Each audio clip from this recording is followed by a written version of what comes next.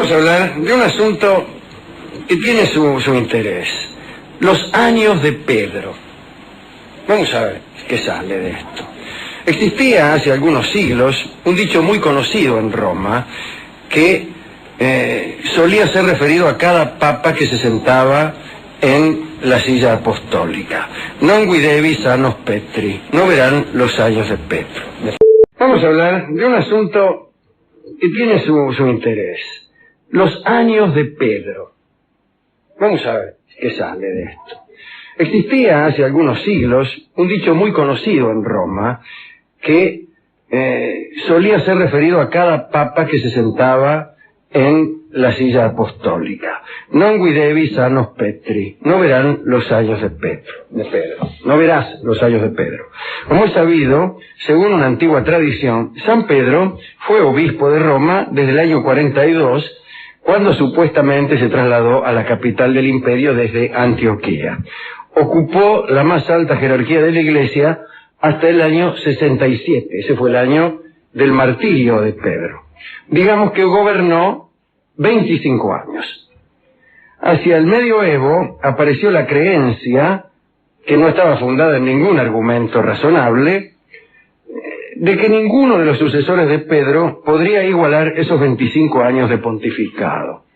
Esa creencia hizo fortuna y fue corroborada por el hecho de que a lo largo de 17 siglos ningún papa llegó a reinar el tiempo que rigió Pedro la Iglesia romana. Los que más se habían aproximado habían sido Pío VI, que reinó 24 años, Alejandro III, casi 22 años, Clemente XI y Urbano VIII, ambos algo más de 20 años, Benedicto XIII, conocido como el Papa Luna, había superado al morir los 28 años de reinado, pero fue justamente ese hecho el que esgrimieron como prueba sus detractores para afirmar que se trataba de un antipapa. Sostenían que un verdadero papa no habría visto los años de Pedro. Ahora bien, Pío VII, elegido en Venecia el 14 de marzo de 1800, se acercaba a los años de Pedro sin muchos inconvenientes. Allá por 1823, solo le faltaban 2 años y no parecía que fuera a morirse pronto. A pesar de sus 82 años de edad, gozaba de una salud aceptable y demostraba una gran energía trabajando sin descanso. Pío VII, junto con su cardenal Consalvi, trabajaron fuertemente en la restauración de la Iglesia después de los tiempos revolucionarios. El primer paso importante que dio Pío VII fue un acuerdo con Napoleón cuando se otorgó el título imperial. Para reubicar en buenos términos a la Iglesia, con quien había sido finalmente un general de la Revolución, Pío consideró positivos los aportes de algunas ideas revolucionarias francesas. Este papa había sido obispo de Imola cuando Napoleón invadió y escribía las palabras libertad e igualdad en el encabezamiento de sus cartas. Cuando Napoleón cayó, gracias a los jerarcas del Congreso de Viena, la Iglesia recuperó todo su poder y ya no tuvo que ser obsecuente con un Estado en buena parte laico como lo era el francés en tiempos de Napoleón. Pero más allá de las políticas de Pío, lo que nos interesa es contar que algunos empezaron a preocuparse cuando el Papa estuvo por cumplir 25 años de reinado. Sucedió que un almanaque italiano, publicado en Faenza, y que gozaba de enorme prestigio, anunciaba para el año de 1823 la muerte de Pío VII. Algunos supersticiosos creyeron en la predicción, recordando aquello de los años de Pedro, lo que dijimos nosotros al principio del programa.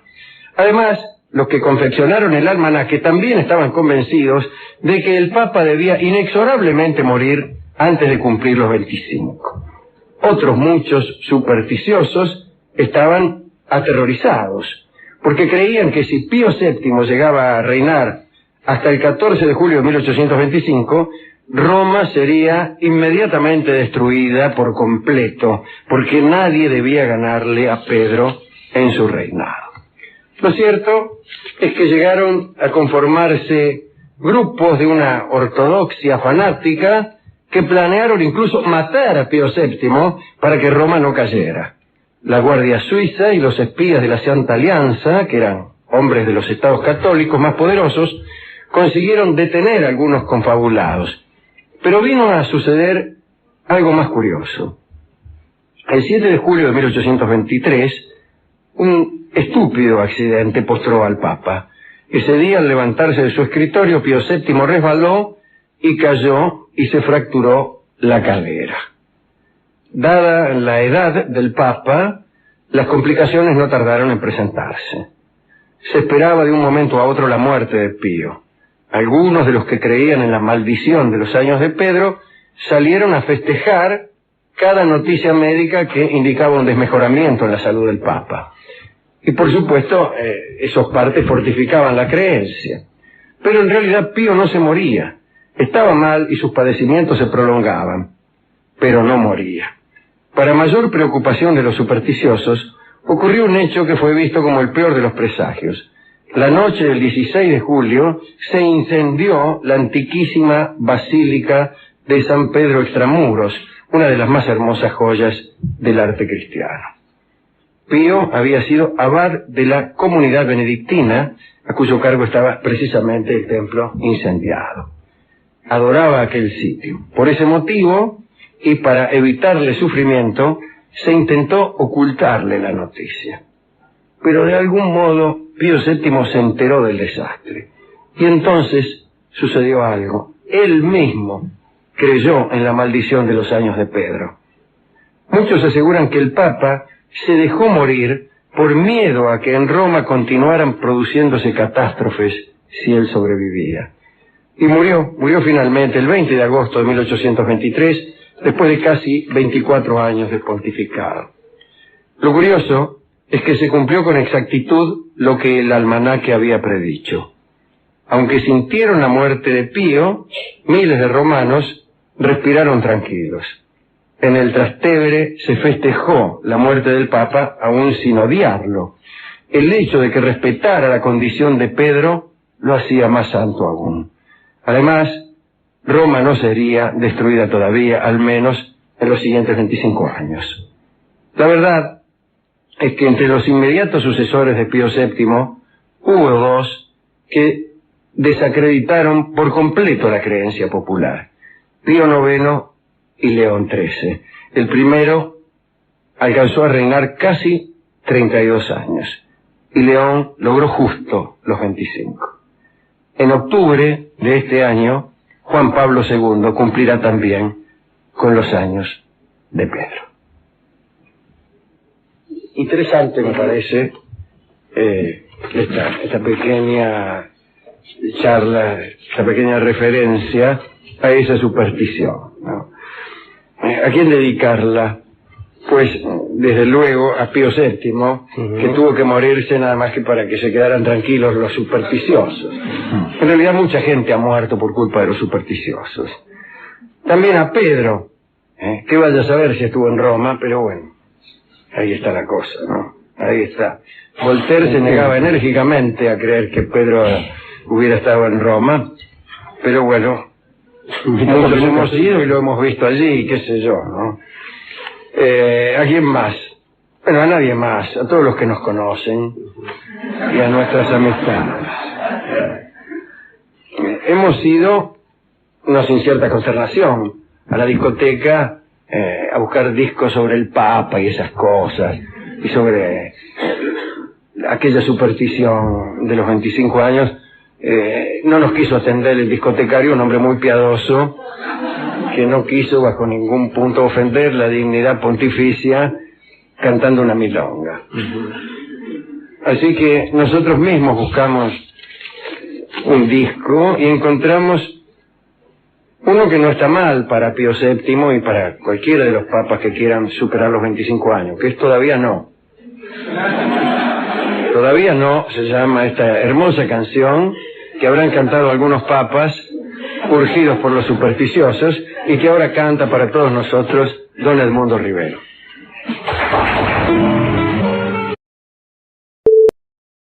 Señores, hablaremos hoy de papas burlados.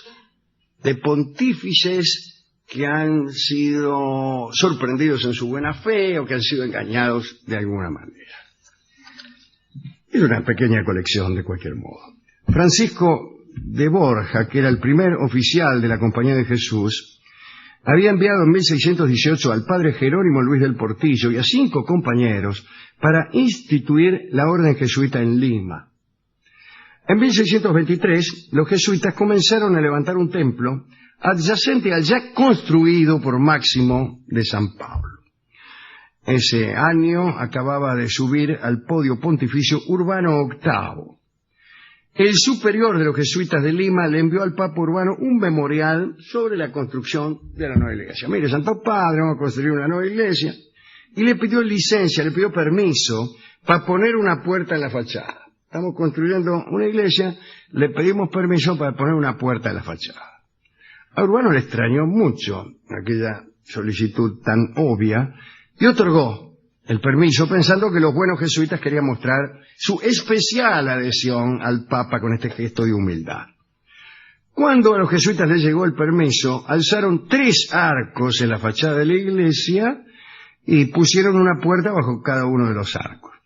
Los canónigos de Lima y los religiosos de otras órdenes se indignaron, pues solo las catedrales tenían derecho a tener 3 puertas frontales, y denunciaron a los jesuitas. Mire, ¿cómo puede ser? Los jesuitas tienen 3 puertas. Los padres jesuitas, imperturbables, mostraron la licencia apostólica. Se les dijo que aquel documento era todo menos la autorización expresa para construir 3 puertas. A esta objeción, los jesuitas respondieron que teniendo derecho a 2 puertas, sin necesidad de permiso alguno, la tercera era la que habían pedido y recibido. Y el Papa se enteró y supo que había sido sorprendido en su buena fe. Pero como la dignidad papal le exigía no aparecer burlado, dictó otro permiso, otra licencia, que otorgaba a los jesuitas el privilegio de tener 3 puertas en su fachada, pero con la condición expresa de no abrir nunca una de las 3.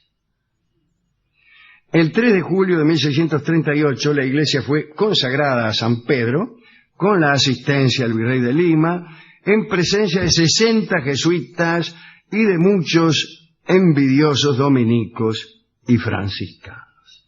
Linda historia esta de los jesuitas de Lima. De todos modos, yo creo que no le resta nada el tener una puerta pero tenerla cerrada. Salvo que uno sea de los que piensan que una puerta cerrada y la ausencia de puerta es más o menos lo mismo. Habría mucha tela para cortar. Es decir, ¿cuál es la naturaleza esencial de una puerta? La posibilidad de cambiar de estado. La puerta es un ente mudable. Puede estar abierta y puede estar cerrada, y esa es la condición esencial de una puerta. Una puerta que no pueda estar abierta ya no es una puerta, sino una pared. Y una puerta que no pueda estar cerrada ya no es una puerta, sino un agujero. Esto tendrían que escribirle los jesuitas ahora mismo a este Papa Benedicto, diciéndole, mire, solicitamos permiso para abrir todas las puertas, ya que una puerta que no se puede abrir o no se puede hacer, una puerta no mudable, una puerta fija, no es una puerta. No es una puerta. Pero veo cómo es la gente. Sí. Digo, en otro orden de cosas. A mediados del siglo XVI, durante las guerras de religión en Francia, estaban los Guisa, por un lado, que eran católicos, y estaban los seguidores del príncipe de Condé, que eran protestantes. Bueno, los reyes, después de Enrique II, fueron todos católicos. Pero allá por 1560, el príncipe de Condé intentó raptar al rey Francisco II. El asunto tuvo varias traiciones, cambios de bando, pero lo importante es que el rey se salvó y el príncipe de Condé y los conspiradores fueron capturados por los Guisa, que eran amigos de Francisco II. Muy bien. Descubiertos los conspiradores, Pío IV, el Papa, quiso mostrar su alegría por el triunfo de los católicos y escribió una carta a Carlitos de Guisa, segundo cardenal de Lorena, y junto con la carta le mandó un regalo. mirá qué regalo, un cuadro pintado por Miguel Ángel, que representaba a la Virgen con el niño. Pío IV ordenó a un correo que llevara el cuadro, pero en la mitad del camino apareció un tipo que decía pertenecer a la casa de Guisa e interceptó el correo papal. Le dijo, mire, usted trae el cuadro para los Guisa, sí. Yo soy de la casa de Guisa, vengo a buscar el cuadro. Y el mensajero le entregó la obra sin problema, y el que se hizo pasar por Guisa era en realidad un protestante. Este hombre llevó el cuadro junto a la carta, junto con la carta del cardenal al cual estaba destinado, pero cambió el cuadro. En lugar del cuadro piadoso pintado por Miguel Ángel, llevó otro cuadro. Un cuadro que mostraba al cardenal de Lorena con otros cardenales, su sobrina, la reina María Estuardo, la reina madre Catalina de Médici, todos desnudos y en medio de una tremenda orgía. Uy. Ahora se imagina, el cardenal abrió el paquete, vio la carta del Papa, que este regalo, dice el Papa, se lo mando para demostrar mi alegría por el triunfo. Abren, estaban todos ahí desnudos, qué sé yo. Una nueva encíclica que se le pasó por Uno ahí. arriba del otro. Sí. Muy bien. Lo que sucedió tiene su gracia, pues. Primero la quemaron, qué lástima, ¿no? La pintura blasfema fue quemada y empezó una feroz enemistad entre el Reino de Francia y el Papa, que duró poco, que vino después un intervalo de correo, que dejó en claro lo que había pasado. Mire, yo el cuadro que le mandé era un cuadro de Miguel Ángel, que estaba la Virgen con el niño. No, ¿qué Virgen con el niño? Dice, no, está... Virgen no había. Claro, Catalina de Médici, dice, levantando la pata. Bien. Me gustó. Otro papa, Sixto V, fue papa entre 1585 y 1590, poco.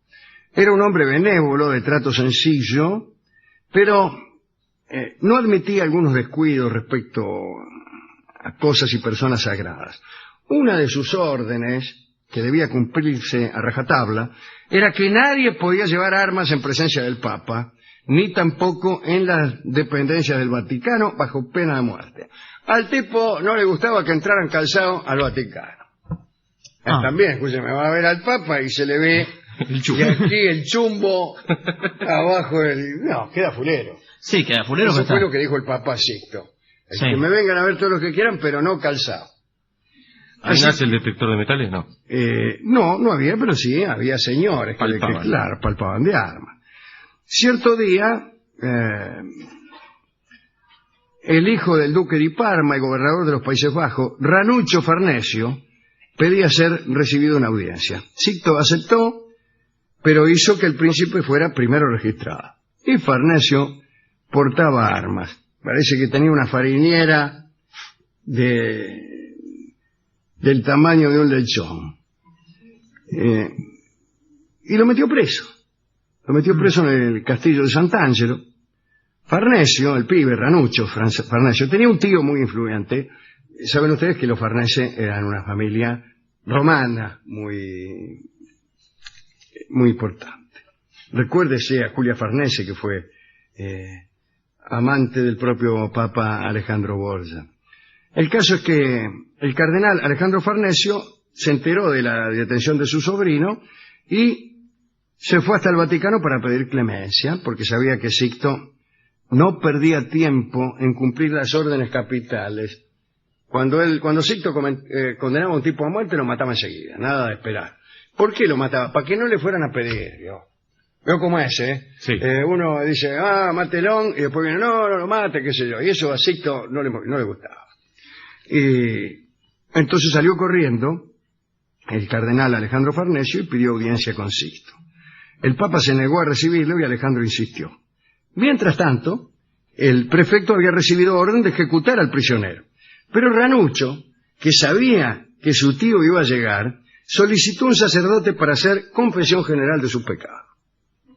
Muy bien, llegó el sacerdote y Ranuccio empezó a hacer una confesión desde los primeros días hasta el presente. Y la confesión no terminaba nunca. Eso para no hablar de una noche. Qué detallista. Que me agarré una esbornia en hostia. No, la hacía larga. La hacía larga. Mientras tanto, en la sede papal, Sixto por fin decidió recibir al cardenal, al que había hecho esperar a propósito, y le otorgó el perdón de su sobrino, pero pensando que tal perdón llegaría tarde y que Ranuccio ya estaría muerto. Pero no fue así, porque a pesar de tener solo 20 años, Ranuccio había tenido una vida tremenda, según parece, y no había terminado de confesarse cuando llegó el tío con el perdón y lo liberaron. El cardenal, temiendo que el Papa cambiara de humor, ya había dispuesto en la puerta de Sant'Angelo unos caballos y salieron al galope, no fuera cosa que el Papa Sixto cambiara de idea. Extraordinario esto de confesión. Ahora, tendría que haber un límite para la confesión, especialmente si esta está hecha antes de una ejecución. Porque entonces te empezás a confesar y seguís toda la vida en un estado de confesión. Pero hay que estar preparado para un discurso de esa Hay que estar preparado. Hay gente que no tiene discurso, como ni siquiera para confesarse. Y por ahí el confesor, por ahí se empieza a oír que el tipo empieza con el mismo repetir. pecado. Claro, empieza a Pero relatar. eso ya lo hizo. ¿Cuántas veces? Pero uno suele repetir el pecado. En general Sí, uno en es... realidad no hay muchos pecados. Yo Sí. conozco uno solo. y lo repite, y lo repite. Bueno, yo le voy a contar una que me gusta a mí. Pero la víctima no fue exactamente un papa, sino el hijo del papa. Ya que un papa tenga un hijo, implica una cierta sorpresa. Este era el hijo del papa Borgia, ¿no? Alejandro. Alejandro tuvo 4 hijos. Juan, César, Juan Borgia, César Borgia, Lucrecia y Joffre. El preferido era Juan. César era muy malo, quizá lo mató a Juan, yo no sé. Pero en una de esas, César, que había sido educado para que fuera cardenal y que después finalmente se convirtió en guerrero, consiguió un casorio muy conveniente con una princesa francesa, una princesa de Francia, una sobrina del rey, no sé. Muy bien. Y allá fue a casarse a Francia. Y el Papa le recomendó que tuviera una buena performance nupcial para hacer quedar bien el apellido, y porque entendía que si los matrimonios comenzaban bien en ese sentido, después iba a ser muy difícil disolverlos, etcétera. Por razones políticas, además, en aquellos años convenía que la noche de boda fuera todo un éxito. Y entonces César Borgia, para asegurar el éxito de aquella noche, contrató los servicios de un médico, de un farmacéutico, y le pidió algún afrodisíaco. Le dijo, vea, déme un afrodisíaco. Pero por impericia o por mala fe de aquel médico farmacéutico, lo que le dieron a César Borgia, en vez de ser un afrodisíaco, fue un laxante. No, eso no se hace. Que después fue escrito en todos los sketches humorísticos después de los Y Borgia. parece que César estuvo toda la noche de la cocina a la sala. Incluso hay una carta en donde César le comunica el supuesto éxito de su gestión y le dice: he hecho en esta noche 7 viajes. Pero no le dijo a dónde había viajado. Claro. Probablemente los viajes que hizo fueran a los lugares excusados de aquellos palacios. Eso me parece que está muy bien. Ahí fue sorprendido César en su buena fe.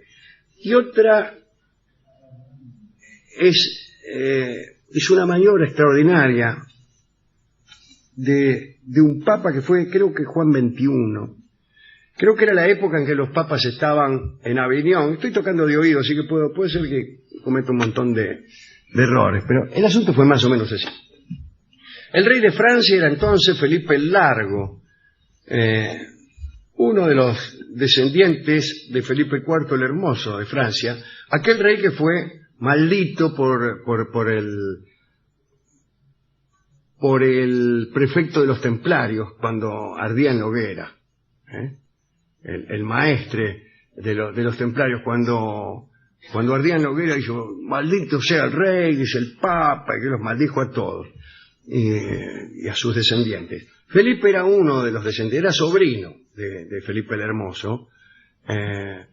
Yo creo que era hijo del hermano de Felipe el Hermoso que se llamaba Carlos, y fue uno de los reyes que vino después, el segundo después. Fenómeno. Así que estamos, digo para saber en qué año estamos, 1350 más o menos. Muere un papa, y hay un concilio que se lleva a cabo en una iglesia, en un convento muy grande. Y bueno, empiezan las familias a conspirar.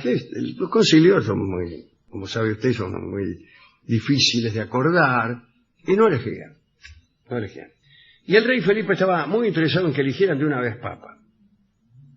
Y no elegían porque no podían ponerse de acuerdo.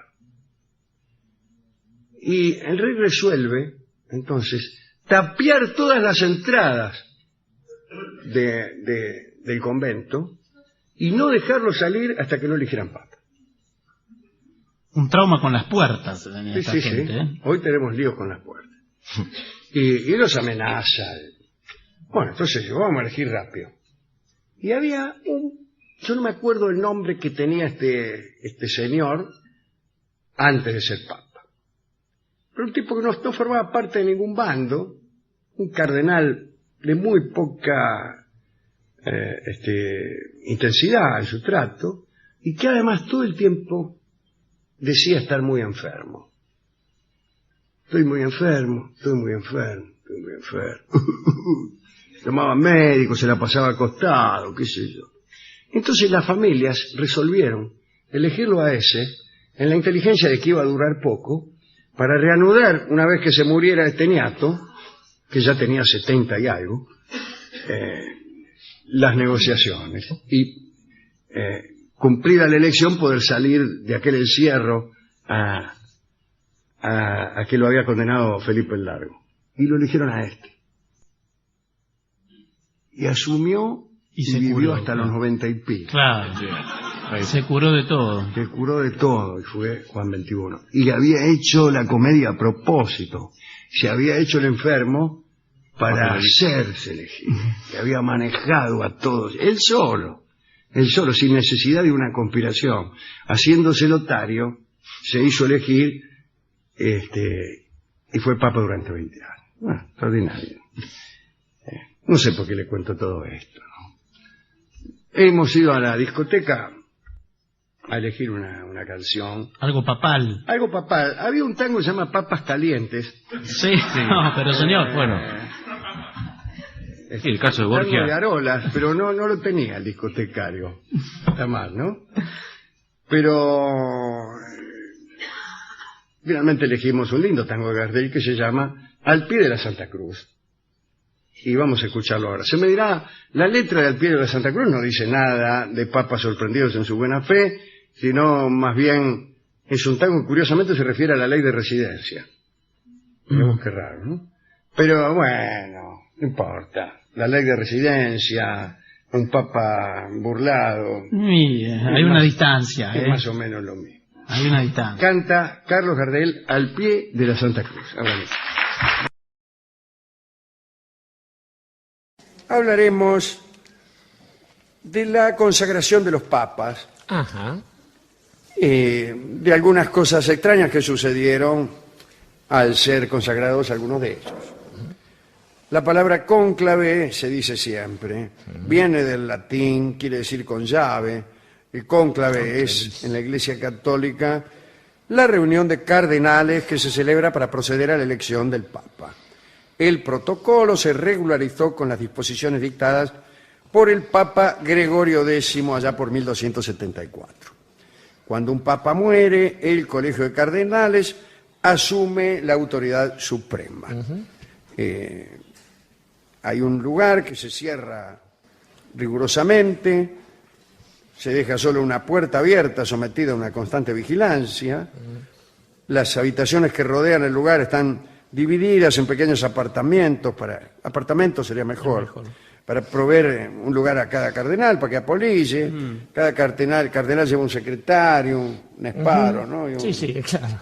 Y un lancero. Es la Capilla Sixtina ahora. Eso. En lugar del cónclave, sí. La comida se prepara en el interior y los cardenales no se pueden comunicar con nadie del exterior hasta que un papa sea elegido.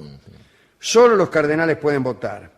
Y aunque en teoría cualquier católico puede ser designado por la elección, los candidatos casi siempre son seleccionados entre los cardenales. Se realizan de 2 a 4 votaciones secretas cada día, bueno, hasta que un candidato recibe al menos las 2/3 partes del sufragio. En ese momento, el diácono de los cardenales le pregunta al elegido de un modo solemne si acepta o no su elección, y si acepta, debe elegir un nombre y queda consagrado. Han sucedido en la historia algunas consagraciones bastante particulares y muchas de ellas escandalosas. Contaremos algunas, no sé. Bueno. Cuando murió Adriano IV en 1159, se reunieron en San Pedro del Vaticano los cardenales, incluso los embajadores del emperador germánico, los senadores, el pueblo romano. Recuérdese que estamos antes de 1274, con las reformas de Gregorio X. Bueno, el asunto estaba parte del pueblo, querían elegir un nuevo papa. Los 3 primeros días fueron de acalorada discusión, sin que se llegara a ningún acuerdo.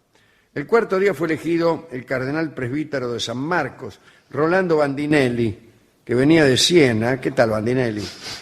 Y se hizo llamar Alejandro III. Se voy a elegir como nombre Alejandro III. Muy bien. Pero sucedió algo.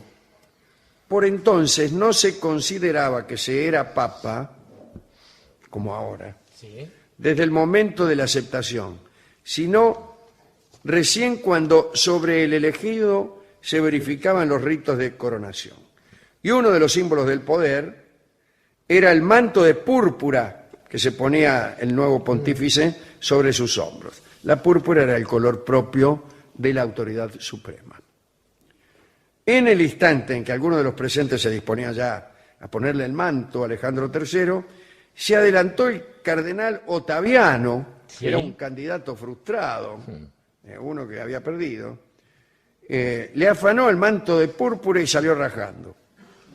Manto sagrado. Un senador indignado lo persiguió, incluso le arrancó la prenda con violencia, pero un seguidor de Ottaviano se la quitó una vez más y se la devolvió a Ottaviano. Caballero era esa. Ahora, Ottaviano estaba tan nervioso que se puso el manto al revés. Esto generó la risa de los presentes, lo que sea. Sin embargo, el usurpador se la había puesto primero y sus partidarios lo llevaron triunfante a San Juan de Letrán. O sea, lo ceremonial tenía mucha importancia. Claro, lo legitimaba, de hecho. El símbolo era más importante que la cosa, si me permite decirlo así. Lo llevaron triunfante ahí a San Juan de Letrán y ahí nomás lo proclamaron papa como Víctor IV.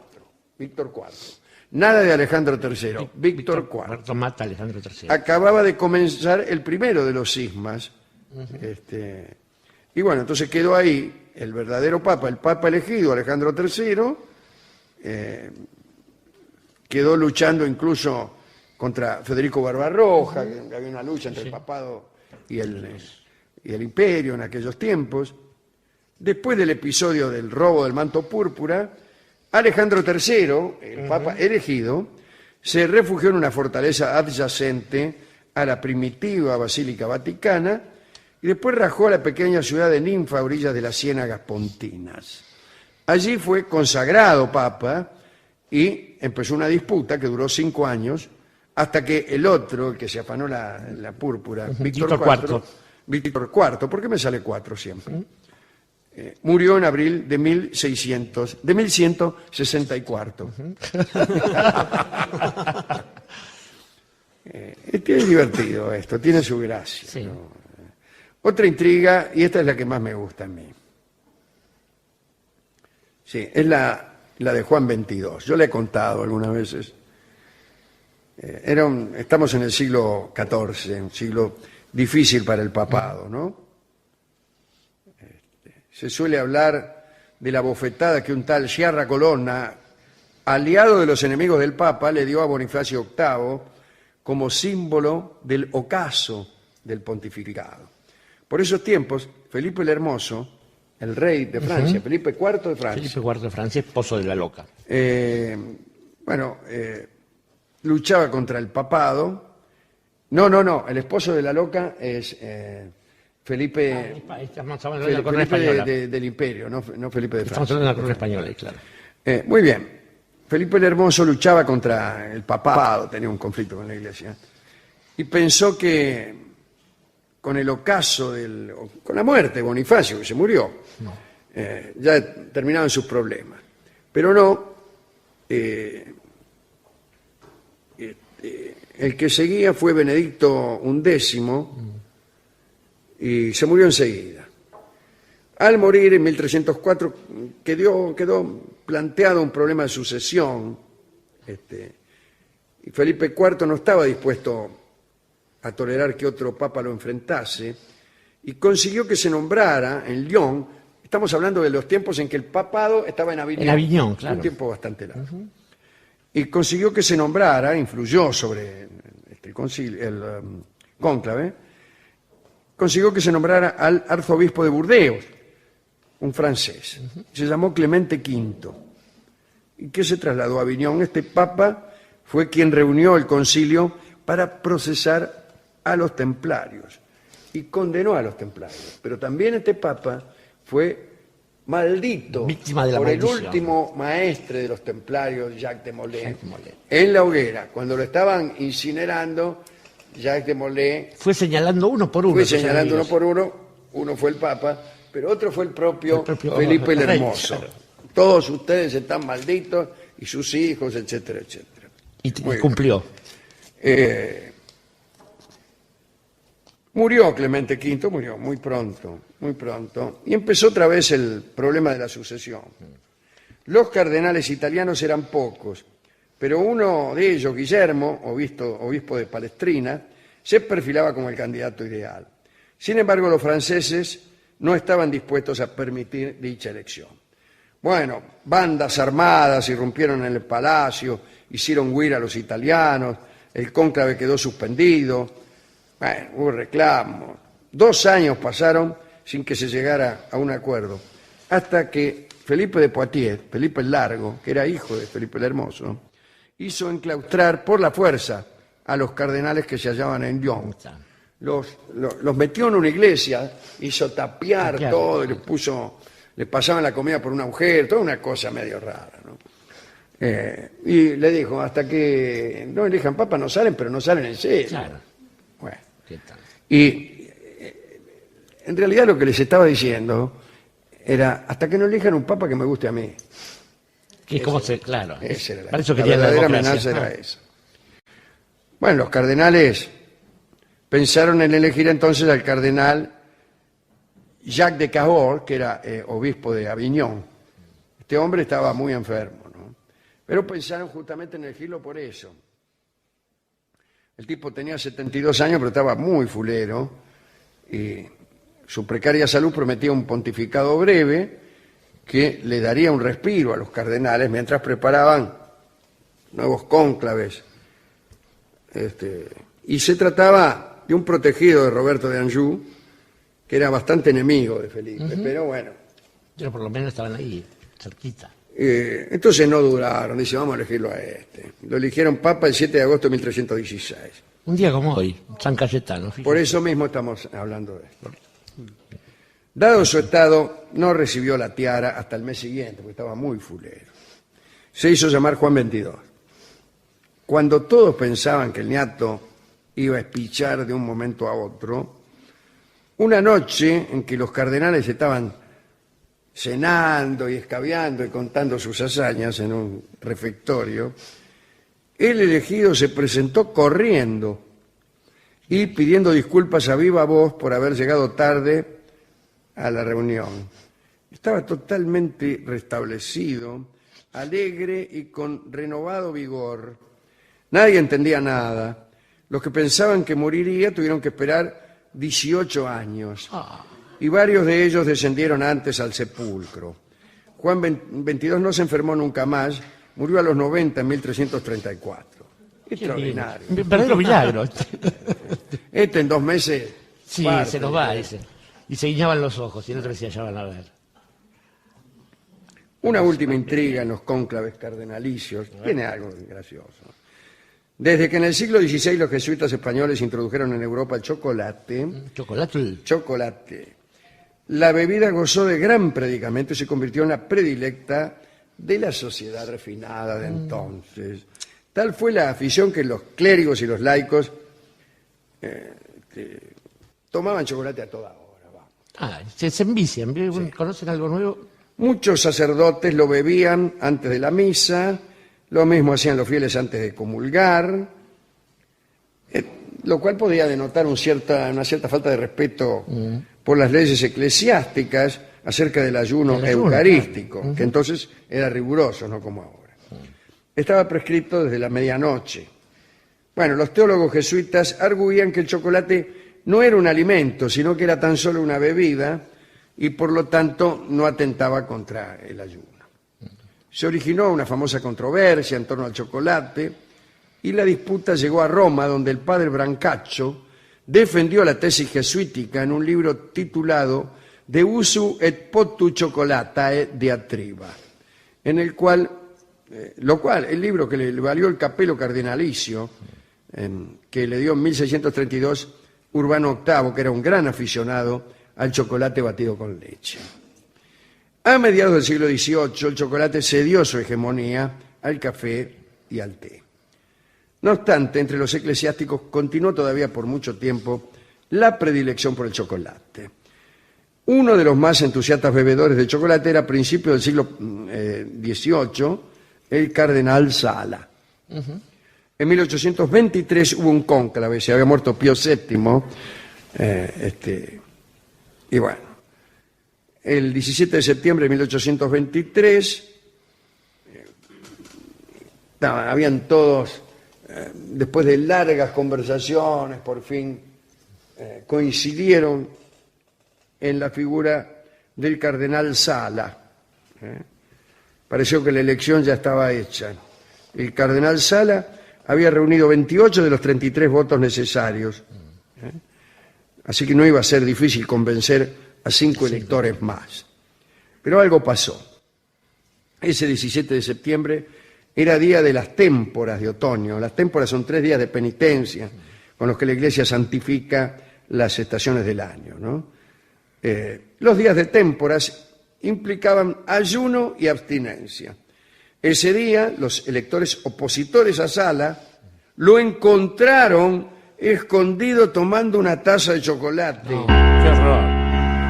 Y luego descubrieron barras de chocolate que sumaban 16 kilos en sus aposentos. En una bóveda, el corrupto. Así que lo que era una acción del todo inocente y perdonable fue en realidad su ruina. Claro.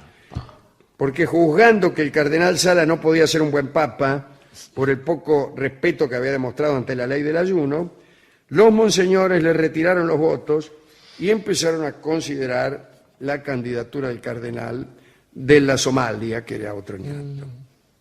Así fue como una desafortunada taza de chocolate le costó el papado al cardenal Sciarra. Esto nos deja una enseñanza. Sí. Yo no sabría decir cuál. Que tienen que leer los estatutos del club, porque yo recuerdo una escena en la que el Cristo dice, ¿debe el ayuno servir al rabí o al rabí, etcétera? Y todo eso. Pero bueno, Sí, ya nadie leía las escrituras y todo eso. Estaba pensando, Alejandro, que a la ceremonia de anuncio papal le debemos una mala expresión, de un mal uso del español. Cuando sale el tipo ahí y dice, habemus papam, esto le hace creer a muchos fieles hispanoparlantes que pueden usar la palabra habemos, cosa que no sucede en el español, pero eso lo decimos como contribución al catolicismo. Es uno de los puestos que no necesita reelección. Esto es fantástico. Una vez que es electo, se elige para siempre. Y además, desde hace no demasiado tiempo, tiene una peculiaridad que es la que uno hubiera deseado para siempre en las relaciones de amor o en cualquier otra relación, que es la de no equivocarse, ser infalible. Usted se recibe de papa, lo eligen, o sea, sobrevuela sobre su cabeza el Espíritu Santo, en forma del ave que quiera, cardenal o paloma, y después no se puede equivocar nunca más. Y esto está muy bien. Eso rige para los juicios formulados ex cátedra. Ex cátedra, muy bien, exactamente. Veo que es un buen católico este. Y el otro asunto viene por esta cuestión que nos llevó a tantas guerras, que es esto de por qué el obispo de Roma. Hubo una época, allá por el siglo II, III, en que Roma era una diócesis más de las muchas que había, y no la más prestigiosa. La más prestigiosa era Damasco, en Siria. Estaba la de Alejandría, que tenía su predicamento, y la de Roma se establece como sede central gracias a un artilugio del obispo de Roma, del Roma y Vescovum, el primus inter pares, que era la de llegar tarde a los cónclaves, a las reuniones para los concilios, y hacerse desear. En ese momento, como siempre se daba una situación de empate, el obispo de Roma era el que desempataba. De modo que para ser jefe primero fue árbitro, y eso no está nada mal. O sea que conviene llegar tarde para instaurar una cierta supremacía. Siempre y como cuando... lo sabe cualquiera que haya estado de novio alguna vez. Sí, claro, pero totalmente. Siempre y cuando lo dejen votar, porque también puede ocurrir lo contrario. Y finalmente, estaba pensando, Alejandro, que uno bien podría dividir a los sucesivos papados como hacía Marshall McLuhan con los medios, ¿no? O sea, fríos y otros que eran más bien tórridos. Por ejemplo, Pío XII, sin duda, o Pablo VI, por motivos distintos, yo los sentiría como papas fríos. Claro. Y ahora, incluso a Eran Carlos parecidos Wojtyła. ustedes, eran señores de anteojos. Sí, señor, claramente, muy bien, Alejandro, exactamente. Incluso pese a no tener anteojos... Lo que les dio fama de intelectuales. Sí, es tremendo, porque la conservaron después. Por eso, el que escribió Gaudium et Spes, Karol Wojtyła, que es como se pronuncia Wojtyła en polaco, intentó dar otro perfil. Y sin embargo, yo tengo para mí que quizás el último papa que no fue frío que tuvimos fue Juan XXIII, porque justamente había una cosa que trascendía el oropel del lugar y que tenía que ver con esa cosa extraña que sostiene ese club que es la fe. Llamo la atención sobre la continuidad entre Juan XXII y Juan XXIII. Sí, claro. Que los dos también fueron nombrados siendo ya de edad avanzada. Para sacárselos de encima. Para sacárselo encima. Y Juan XXIII, si bien no vivió mucho, dejó una huella muy fuerte. De hecho, al ser el inspirador del Concilio Vaticano II, que acercó la Iglesia a la gente hasta que asumió Benedicto XVI y fue para atrás. Pero bueno, cosa de ellos. Digo que entonces, a la hora de elegir uno que a veces, casi siempre, carece de fe, por lo menos tiene que tener algo que lo estimule. Y en ese sentido, para nosotros, papas calientes.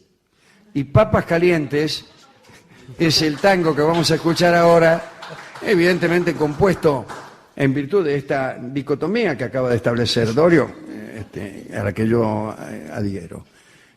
La orquesta de Edgardo Donato, Papas Calientes, dedicado a su santidad. Hoy vamos a contar la historia de un papa muy, muy extraño, muy curioso. Su nombre de nacimiento era Gerberto de Aurillac. Había nacido en la Auvernia, eran territorios francos, en el año 945. Gerberto fue recibido por los monjes benedictinos en la abadía de Saint-Géraud d'Aurillac. Allí hizo sus estudios y maravilló a todos, ¿no? Porque era notablemente lúcido y al poco tiempo humilló a más de un profesor. Parece que lo que tenía de lúcido lo tenía también de miserable. Como si la inteligencia consistiera en humillar a los necios. Gerberto viajó a España, lo llevó un amigo, el conde de Barcelona, nada menos. Eran tiempos de ocupación musulmana y Gerberto ingresó en las escuelas árabes de Toledo y de Córdoba. Parece que las relaciones entre los benedictinos y los intelectuales árabes eran estupendas, ¿no? Era raro esto porque los propios benedictinos participaban de la guerra de la Reconquista, la predicaban al menos, ¿no? En Toledo, nuestro amigo Gerberto, es un nombre raro, convengamos, aprendió física, matemáticas y árabe a la perfección. Fue el único papa que habló árabe en toda la historia, exagera el cronista, porque es probable que alguno también lo haya hablado. Pero de la España musulmana tuvo que irse. Parece que era frecuente en aquellos tiempos que algunos cálculos algebraicos lo supieran unos pocos y que ese conocimiento no se difundiera. Se guardaba en secreto como si se tratara de un saber hermético que jerarquizaba al poseedor. Y un maestro, Ibn al-Hasidi, poseía al parecer un secreto físico que Herberto quiso saber de cualquier modo. Entonces, para enterarse de aquel conocimiento vedado, sedujo a la hija del maestro Ibn al-Hasidi para acceder a la alcoba paterna. Pudo, pero fue descubierto y expulsado de España sin enterarse de aquel secreto, no se sabe si químico, físico o algebraico. Herberto de Aurillac regresó a Francia, hizo carrera religiosa y fue nombrado obispo de Reims. Lo nombró el rey Hugo Capeto, que creo que era el primer Capeto, el fundador de la dinastía de los Capetos, ¿no? Allí abrió una escuela en donde enseñó asuntos que había aprendido en Toledo con los árabes.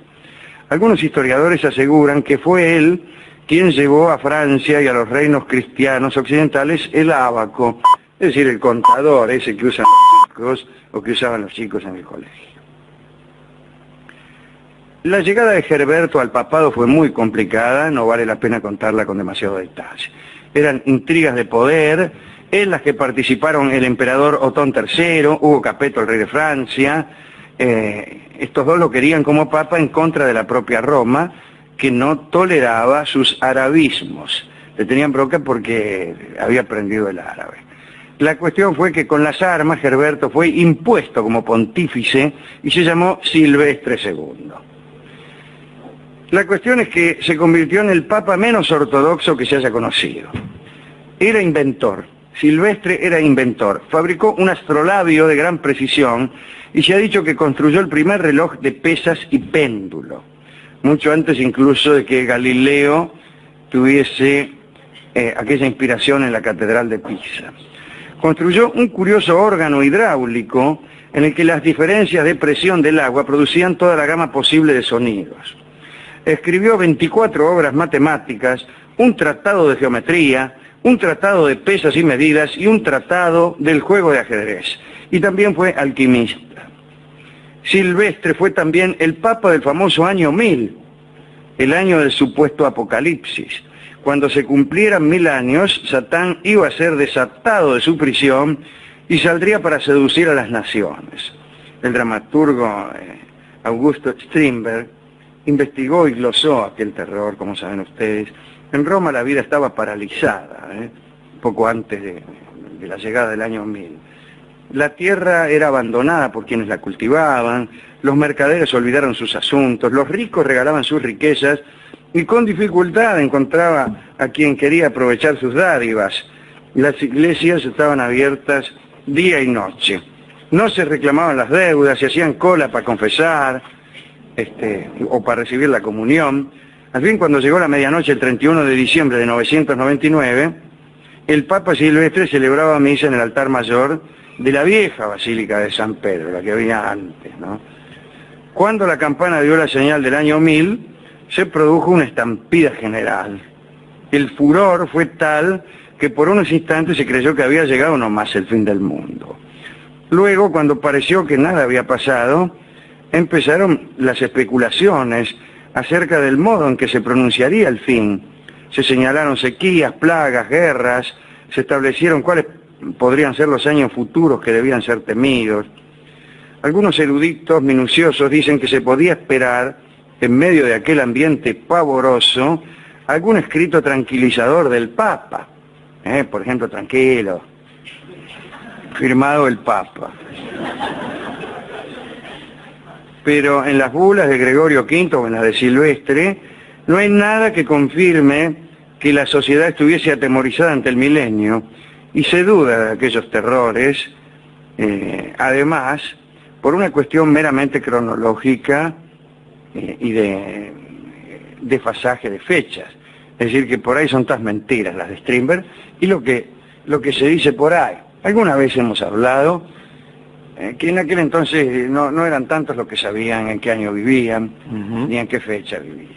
No era una sociedad tan cargada y tan minuciosa en la fecha, en la hora y en los números como la actual.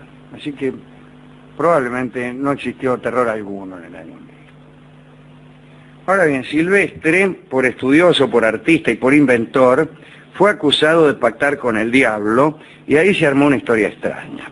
Se decía que Silvestre había vendido su alma al diablo para conseguir su elección como papa. Es curioso, ¿no? Se contaba en voz baja que en las más secretas habitaciones de Silvestre se escondía un demonio enano, pero que le sugería al papa sus inventos y su heterodoxia.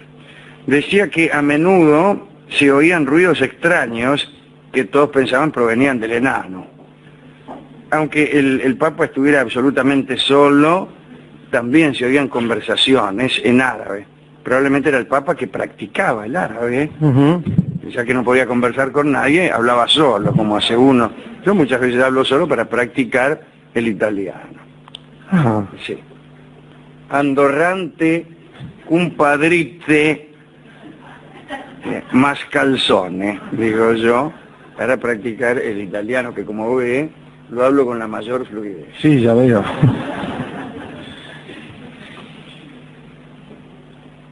Dicen que una vez, arrepentido de todo esto, Silvestre confesó sus pecados a los fieles presentes en San Juan de Letrán y pidió que a su muerte no le rindieran homenaje a su cadáver. Por favor, dice, cuando me muera, no le rindan homenaje a mi cadáver. Inmediatamente después esa sentencia murió. Tanto como para ver si cumplían con lo que él había pedido. Supongo que muchos se habrán creído que se hacía el muerto para ver si lo homenajeaban. Era el año 1003. Silvestre II fue hace ya 1000 años, fíjese cómo pasa el tiempo. Silvestre fue maldecido por la población y durante siglos fue tachado de la lista de papas que habían reinado hasta que un día se olvidaron de tacharlo. Pero la historia de Silvestre II no terminó con su muerte. Sepultado en San Juan de Letrán, ahí mismo, murió, ¿no? Pronto empezó a decirse que los huesos del esqueleto crujían. Suelen crujir los huesos de los esqueletos, pero de los esqueletos de los vivos. Sí. Y parece que estos crujidos eran más fuertes en ocasión de las vísperas de la muerte de un papa. Parece que cuando un papa estaba por morir, se oía el crujir de los huesos, justo no me salió, de tener mala suerte, siempre de Silvestre II. En 1648, en una de las remodelaciones de la Basílica de San Pedro, abrieron la tumba de Silvestre y encontraron el cadáver incorrupto. Pero cuando quisieron moverlo, se deshizo en un montón de cenizas, como se cuenta de tanta gente. Eso no supuso el fin de las manifestaciones. Hasta fines del siglo XIX, quizá por ser tiempos algo más escépticos, se decía que la lápida resudaba y emitía extraños gemidos, también cuando la silla de San Pedro estaba a punto de quedar vacante, es decir, cuando estaba a punto de morir un papa. Ya convertidos en ceniza, los huesos de Silvestre naturalmente no crujían, pero ya que había que hacer algún lío, sudaba la lápida y se oían gemidos, para que todos supiéramos que un papa estaba a punto de morir. No un papa, el papa. Bien. Después ya en el siglo XX, ni crujió el esqueleto, ni sudó la lápida, ni gimió nadie. Como se sabe, estos son tiempos de tan poca fe que aunque hubiera sudado la lápida, nos hubiéramos resistido a percibirlo. Conocí a alguien que decía que no es que no ocurrieran milagros, que la gente no podía percibirlos. Bueno, muy sencillo ese procedimiento de ideas, ¿no? ¿A quién dedicar esto? Realmente no sé. Está difícil hoy, A la hija de Ibn al-Hasidi, aquella chica a quien Gerberto, llamado después Silvestre, quiso seducir, pero no por amor, sino para enterarse de un secreto algebraico que guardaba el padre. Es raro seducir a una chica, la hija de un árabe, para enterarse de un secreto algebraico guardado por el papá. A mí nunca me ha sucedido. Siempre me han interesado más las chicas que los secretos algebraicos de sus padres. Pero es un buen... una buena excusa. Es una buena excusa por si a uno lo agarran en plena acción. Y si uno lo agarra el mismo padre, discúlpeme, mi querido Ibn al-Hasidi, no tenía yo intenciones de refocilarme con su hija, sino más bien de enterarme de los logaritmos que usted ha inventado. Sí. Entonces el padre, sí, yo como son los padres. Cuando uno lo adula un poco. Mire, la verdad que esto es así. Sí. Usted saque la raíz cuadrada de 8. Sí. No puedo. Dice No, usted. que no me sale, no es justa. Bueno, con este sistema que inventé yo, dice el padre, lo tiene hasta las 5 de la mañana, con la tabla de logaritmos que mandó a comprar incluso al kiosco. Sí, la de doble entrada. Hemos decidido que esta charla de temas religiosos sea ilustrada por el vals que se llama La Virgen del Perdón, en la interpretación de Carlos Gardel, ya que la vecindad temática es evidente y no requiere de mayores elucidaciones. Canta La Virgen del Perdón, don Carlos Gardel.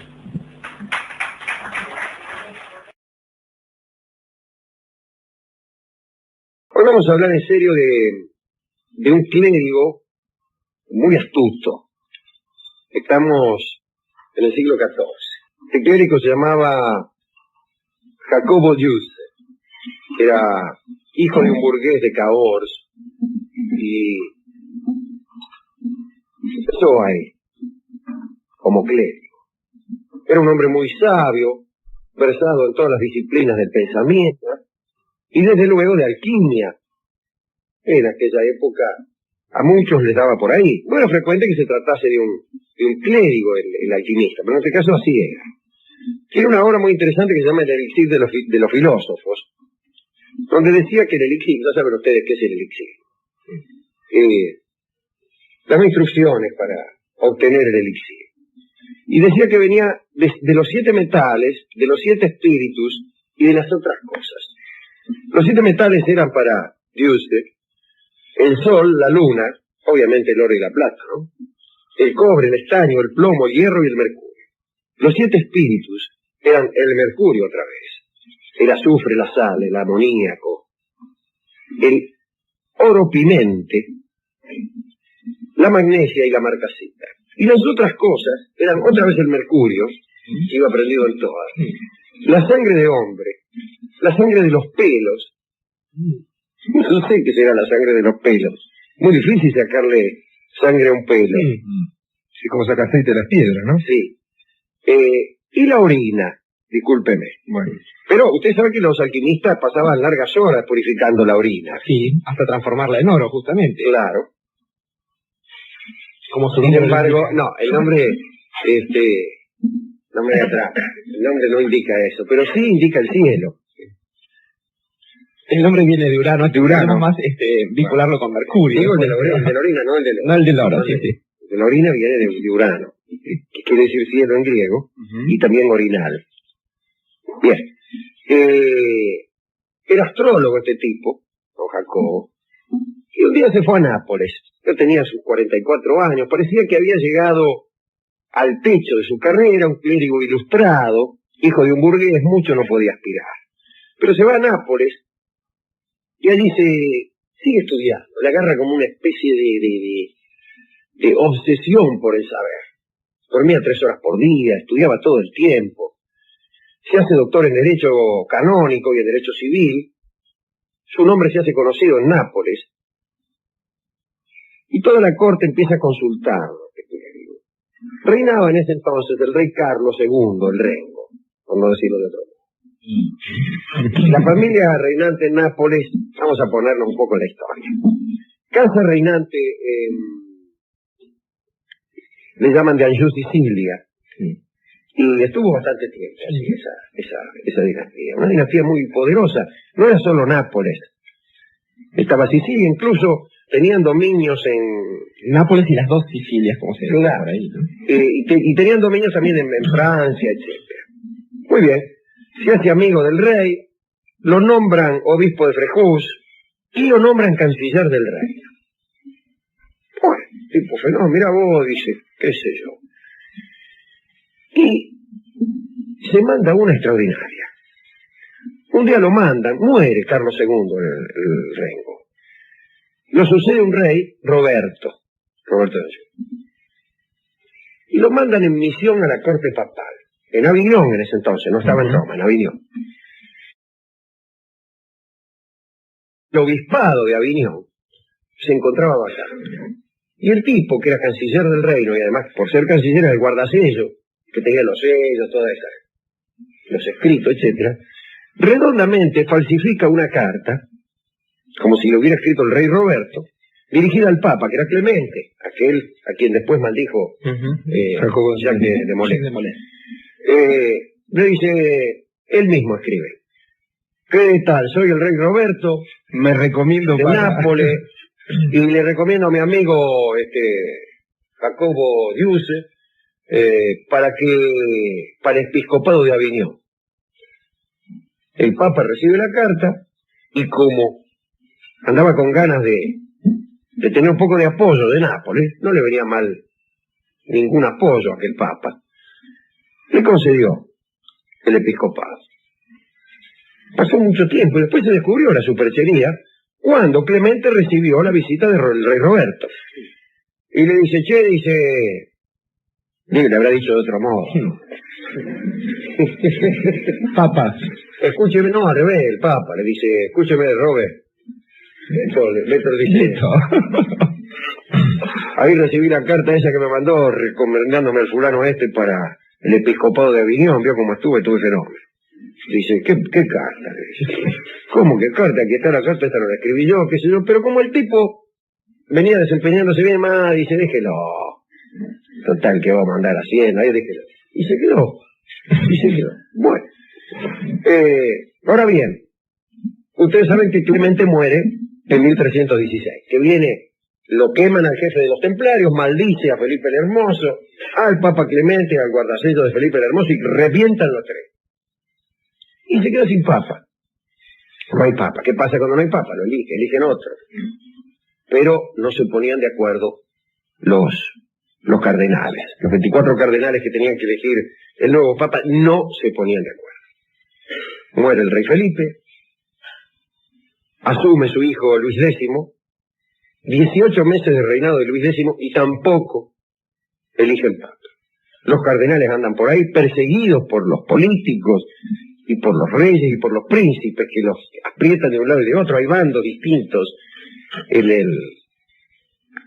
el cónclave, pero no elige el Papa. Y esto es malísimo. Malísimo, porque hay una inestabilidad de todos los poderes que no se banca realmente. Pero ¿qué pasa? Hay distintas facciones. Están los italianos, los cardenales italianos, que quieren llevar otra vez la Santa Sede a Roma. Están los franceses, desde luego, que quieren un papa francés y además dejar la sede en Aviñón, que por otra parte no pertenecía a la corona francesa. Pero bueno, ahí estaban. Estaban los españoles, que no alcanzaban a formar un grupo considerable. Los italianos estaban divididos. Por un lado estaban los Colonna, los Orsini, de una familia cuyo origen se remontaba a Julio César. Se odiaban con los Colonna. Estaba Caetani, solo ahí. Se odiaban todos entre sí. Estaban también los provenzales. Pero bueno, tenían que lograr creo que los 2/3 o algo así. Y no había manera. 2 años. Hasta que en una de esas, el cónclave está en Lyon. Esto es el año 1316. Y se muere Luis X. Y el hermano de Luis, Felipe de Poitiers, está justamente en Lyon porque estaba coimeando a este y a aquel a ver si conseguía los votos de fulano, no había manera. Pero él estaba en Lyon. Y viene un correo y se entera de que ha muerto su hermano. Y él, en un golpe de estado, no era seguro que le correspondiera la regencia. Por empezar estaba la reina Clemencia, que hubiera podido hacerse cargo. Estaba el hermano del padre, o sea, el tío del rey muerto y de él mismo, Carlos de Valois. Pero Felipe rápidamente hace unos tejemanejes y se hace nombrar regente ahí nomás sobre el pucho. Pero se manda una fenómena. Habla con este Jacobo Piusi, que formaba parte del cónclave porque era cardenal. Y que no tenía chapa. No tenía ninguna chance. No tenía partido fuerte, nada. Y habla y le dice, a ver, qué sé yo, usted, bla, bla, bla.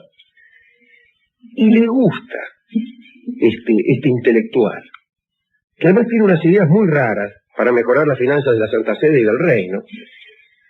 Ideas que consistían, por ejemplo, en cobrar por los pecados. Que era parecido al cuento aquel del tipo que le promete un peso por cada mala palabra que dijera. Aquel que no pecador, que bueno, que no teniendo fe en la eficacia de los padres nuestros, dice, mire padre, yo digo tantas malas palabras que le voy a traer cada día un peso por cada mala palabra que dijere. Entonces viene y le dice, tome padre, hoy dije 20 malas palabras, 20 pesos, tome padre, hoy dije 10 pesos, tome padre, hoy dije 40 pesos, y no tira. Dice, padre, hoy dije 29 malas palabras, tome 30 pesos. Hijo, no tengo cambio, le dijo el cura.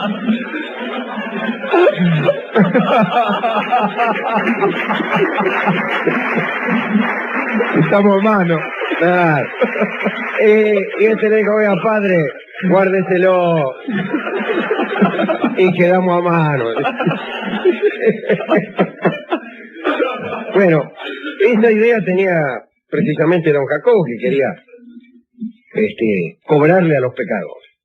Habla con Felipe, parece que se entiende. Y Felipe concibe una idea espectacular. Se entera que se ha muerto su hermano, comunica la noticia a todos los cardenales que estaban ahí, que además no se querían reunir ni siquiera. Y le dice, muchachos, vamos a hacer un funeral. Funeral en memoria del rey Luis, que se acaba de morir. Yo veo como no, van todos al funeral. Iglesia de León, se meten todos adentro, funeral. Contrata como 100 cantores, Felipe. Y empiezan a cantar, con órgano. Ese yo, bla. No terminaba nunca de cantar los hijos. Y cantaban muy fuerte. Cuando termina la milonga, resulta que Felipe ya se había ido, van a salir y estaban todas las puertas tapiadas. Habían edificado paredes donde estaban las puertas de... La iglesia estaba toda rodeada por arqueros de Felipe. Había una sola puertita. Y entra un conde. El conde de Foré. Y dice, bueno, muchachos, las puertas están cerradas, están tapiadas, y de acá no se va nadie hasta que no elijan papa. Pan y agua todos los días. 2 sirvientes por cada cardenal. Los demás pueden irse, hay una puertita vigilada por los arqueros, se van. Y se quedan aquí para adentro. ¿Qué hacemos? Bueno, primero gran indignación. Vamos a excomulgarlos. Y bueno, los excomulgamos, ¿qué hacemos? Vamos a quedar acá adentro. Nos vamos a morir de hambre. Además el tipo le dijo que cada vez iba a poner peor el asunto. Pasan 1 o 2 semanas más o menos, se le aguantan y después ya no aguantaban más. Cada tanto viene el conde de Foré a arengarlo y a decirle, muchachos, mejor que se pongan de acuerdo porque de acá no se van si no elige el papa. Nada, no se ponían de acuerdo. Y entonces, Jacobo Diusse empieza a sentirse mal. Era ya un hombre grande, 72 años. Ya desde que entraron ahí, contestaba con murmullos, caminaba arrastrando los pies, no iba a las reuniones y pedía a sus sirvientes que lo excusaran, diciendo que no tenía fuerza para estar. Y entonces los otros que no eran sonsos empiezan a pensar que después todo les conviene elegir al que peor salud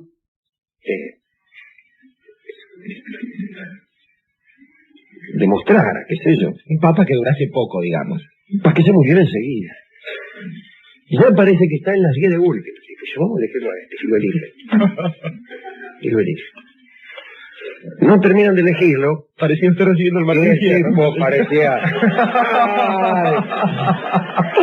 Subió corriendo. Absolutamente así. Van a la puerta y le dicen al conde de Forés que, mejor dicho, echan los papelitos a la chimenea para que salga el humo blanco. Con mata blanca. Para anunciar que hay papa. Campanas abuelo, abre la puerta al conde de Forés, y si quieres ser papa soy yo, dice el tipo, y viene haciendo jueguito. Con paso de morga. Y ahí se quedó el papado en Aviñón, y este papa que parecía que se iba a morir, lo estuvo carpiendo a todos durante 18 años. A todos los cardenales los tuvo locos. Una actividad impresionante. Que se va a morir. Bueno, ese papa, que tomó el nombre de Juan XXII, no creía en el infierno. Todo este exordio es para contar una teoría de Juan XXII. Dice él, los doctores aseguran que las almas de los justos gozan inmediatamente de la visión beatífica de Dios, que es su recompensa. Es decir, se muere un justo y su alma goza de inmediato de la visión beatífica de Dios. Hasta ahí los doctores. Pero también aseguran, según las escrituras, vamos, no solo los doctores, que al fin del mundo, cuando los cuerpos resucitados se hayan reunido con sus almas, seremos juzgados en el juicio final. Contradicción. ¿Cómo puede ser, dice Juan 22, cómo puede Dios convocar 2 veces al mismo caso en su tribunal y juzgar en apelación a su propia sentencia? Está bien. A usted ya lo juzgaron, ya lo declararon bueno, ahí gozando beatíficamente, viene el juicio final, te vamos a juzgar de nuevo. ¿Cómo? Momento, dice usted. Va a jugar 2 veces. Apela a su propia sentencia si él es infalible. Imaginar 2 sentencias es blasfemia y herejía, dice Juan 22. Además, tal vez conviene que el alma no entre en posesión del goce de su Señor hasta el momento en que reunida con su cuerpo no sea perfecta en su naturaleza. Tal vez conviene que el alma espere a juntarse con su cuerpo.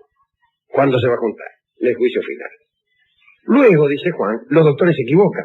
No puede haber beatitud propiamente dicha antes del fin de los tiempos. Y Dios solo se dejará contemplar después del juicio final. Pero hasta entonces, ¿dónde están las almas de los muertos? Bien, quizá, dice, tendremos que esperar subaltare Dei, como decía, bajo el altar de Dios, como decía San Juan en el Apocalipsis. Pero hay otra cosa más. Él dice que efectivamente que hay que esperar. Pero hay otra cosa más. Si el paraíso está vacío,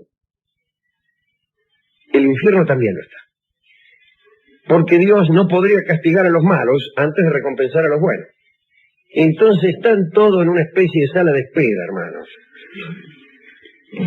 De gigantesca sala de espera, los tipos con la mano en el bolsillo, de acá para allá. Y a la cola, dicen. No, ¿qué cola? Contando los pasos, comiendo pancho, haciendo todas esas cosas que uno hace en una dilación. Actualmente, según este amigo de usted, ningún alma habita en el infierno. Hasta ahora, el infierno no existe, ni tampoco el paraíso. Eso pensaba este astutísimo clérigo de Cahors, que en contubernio con el otro astuto Felipe de Poitiers, hizo tapiar la iglesia, entró cardenal y salió papa, y entró que se moría y salió pletórico de salud. Ese es un problema. Bueno, ¿a quién dedicarle esta recordación de un vivillo realmente? Porque recordar cómo se hizo nombrar obispo de Aviñón. Yo creo, Alejandro, que más allá del personaje este que merece nuestra dedicatoria, el muchacho Jacobo, el Papa Juan XXII, creo que debemos reivindicar dos virtudes juntas aquí. Esto es, no se piensa en este momento en el viejo Vizcacha, sino en alguien que reúne junto a la viveza la capacidad del intelectual, esto es la capacidad de estudio. Estaba pensando en nuestro amigo, en Melámpicos, en nuestro amigo Odiseo, que juntaba justamente a esa astucia básica su coraje, y también, ¿por qué no?, su sabiduría. Y como él, en términos de gauchos, pensaría más en nuestro amigo Moreira, que además de su coraje y de esa astucia criolla, tenía también cierta nobleza, tenía cierta idea de la justicia. Personajes, entonces, que además de haber tenido la astucia y llegar hasta un lugar de poder, son capaces después de pensar honestamente en una idea del mundo, siempre y cuando esa idea ocurrió con esto, haga algo mejor con porque ellos, se ¿no? hizo del poder con astucia, pero después fue un buen papa realmente. Justamente para todos ellos que después de hacer esas maniobras aquí en la tierra, tienen que rendirle al cielo su homenaje, aunque sea mínimamente en una misa de 11. Bueno, y como seguramente fue una misa, el comienzo de aquel encierro, vamos a dedicar también a Felipe de Poitiers, a todos los cantores que estuvieron cantando fuerte. A los albañiles que estaban en la a los albañiles que hacían labores despacio, muchachos, que te van a avivar. Bueno, aquel debió ser un gran día, realmente. Una escena digna de ver. Sí, sí, sí. Bueno, para el albañil, para los cantores, para el organista, para Felipe de Poitiers, este tanguito que seguramente canturreaban los cardenales mientras se la pasaban a pan y agua en la iglesia de Dios, misa de 11. Continuamos en La Venganza Será Terrible por las 7:50. Estamos haciendo el programa de forma remota. Esto quienes nos vienen siguiendo lo saben, pero lo reiteramos. Como también reiteramos que estamos en contacto a través de redes sociales. Nos encuentran como La Venganza Radio y hay un WhatsApp para los oyentes, para que escriban, que lo pueden agendar ya mismo, que es 6585-5580. Vamos a contar la historia de un papa muy extraño, muy curioso. Su nombre de nacimiento era Herbert Dorlac. Había nacido en la Auvernia, territorios francos, en el año 945. Y fue recibido por los monjes benedictinos en la abadía de Saint-Géraud de Aurillac. Allí hizo sus estudios y maravilló a todos, porque era notablemente lúcido y al poco tiempo humilló a más de un profesor, ¿no? Como si la inteligencia consistiera en humillar a los necios. Herberto viajó a España, lo llevó un amigo, el conde de Barcelona, nada menos. Eran tiempos de ocupación musulmana, y Herberto ingresó en las escuelas árabes de Toledo y de Córdoba. Parece que las relaciones entre los benedictinos y los intelectuales árabes eran estupendas. Lo raro esto porque los propios benedictinos estaban participando activamente de la guerra de la Reconquista, la predicaban al menos, ¿no? Bueno, en Toledo nuestro amigo Herberto aprendió física, matemáticas y árabe. Aprendió el idioma árabe a la perfección. Y fue el único papa que habló árabe en toda la historia, dice el cronista, aunque es probable que algún otro lo haya podido hablar, qué sé yo. De la España musulmana se tuvo que ir. Era frecuente en aquellos tiempos que algunos cálculos algebraicos lo supieran unos pocos. Era un conocimiento que se guardaba en secreto, como si se tratara de un saber hermético que jerarquizaba al poseedor. Había un maestro, Ibn al-Hasidi, que poseía al parecer un secreto científico, matemático, no se sabe qué secreto era, que Herberto quería saber de cualquier modo. Para enterarse de aquel conocimiento vedado, se le ocurrió seducir a la hija del maestro Ibn al-Hasidi para poder acceder a la alcoba paterna. Y pudo seducir a la hija. Sí. Pero fue descubierto y expulsado de España sin enterarse de aquel secreto. No se sabe si químico, algebraico, matemático, químico.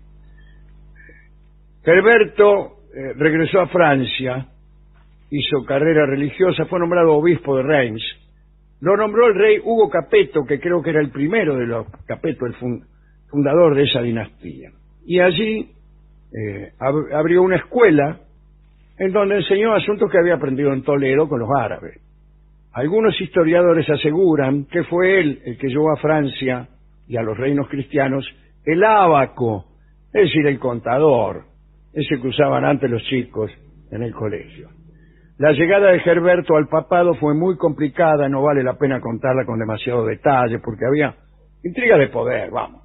Allí participaron el emperador Otón III, Hugo Capeto, el rey de Francia. Estos dos, Otón y Hugo, lo querían como papa, en contra de Roma, que no toleraba los arabismos de Gerberto. Le tenían bronca porque había aprendido el árabe. La cuestión es que con las armas, Gerberto fue impuesto como pontífice y se llamó Silvestre II, el gato silvestre. Bueno, la cuestión es que se convirtió en el papa menos ortodoxo que se haya conocido. Por empezar, era inventor. ¡Qué bárbaro! Inventó un astrolabio de gran precisión. Se ha dicho que construyó el primer reloj de pesas y péndulo, mucho antes incluso de que Galileo tuviese aquella inspiración en la Catedral de Pisa. Construyó también un curioso órgano hidráulico, ¿no? Sí. A ver, ¿dónde está el órgano? Bueno. Hidráulico con agua. Con agua. Sí. La diferencia de presión del agua producían toda la gama de sonidos. Escribió 24 obras matemáticas, un tratado de geometría, un tratado de pesas y medidas y un tratado del juego de ajedrez. También fue alquimista. Silvestre también fue el papa del famoso año 1000, el año del supuesto apocalipsis, ¿no? Cuando se cumplieron 1000 años, Satán iba a ser desatado de su prisión y saldría para seducir a las naciones, se decía. Ahí está el dramaturgo, ¿no? Strindberg investigó sobre aquel terror del año 1000, como saben ustedes.